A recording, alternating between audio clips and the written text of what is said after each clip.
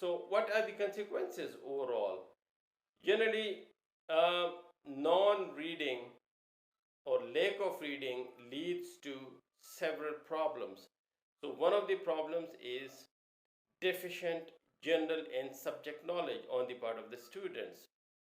This is generally visible in their research reports, in their research thesis, and in the vivas in which um, they are often not able to defend themselves or to indicate sufficient general knowledge and subject knowledge in the areas in which they have conducted their research.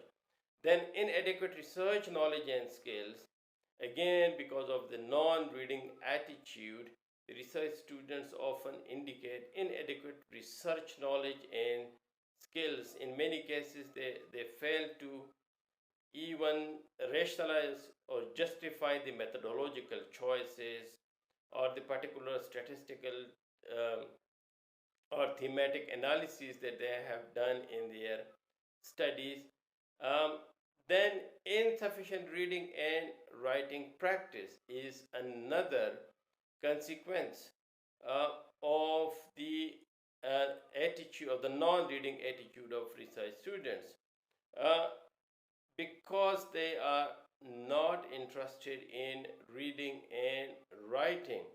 As a result, what happens is that in many cases they resort to the copy paste kind of culture rather than conducting proper critical literature review and, and involving in adequate critical practice of writing.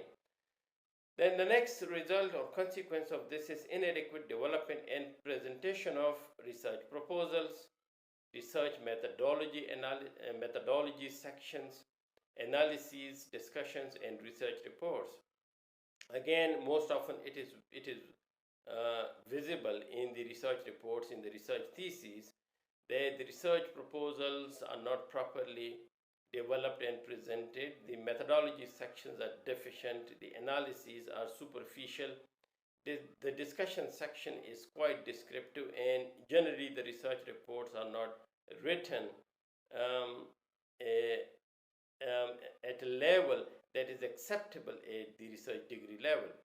Then again, the other very serious consequence of non-reading attitude of research students is that they often resort to copy pasting, regurgitation of the others' ideas without any critical analysis of their own, and most importantly, plagiarism, which is actually a repetition of or presentation of others' ideas either in other words or in their own words without properly citing and properly acknowledging those sources.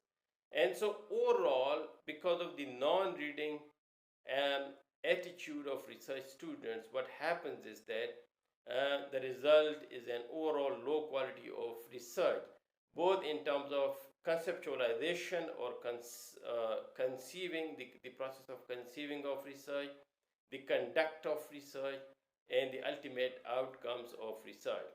So it is very important that reading habits, persistent, critical, or and in-depth reading habits must be developed among research students in order to improve the overall quality of research and in order to aid to the authenticity and validity of the research of the student research process and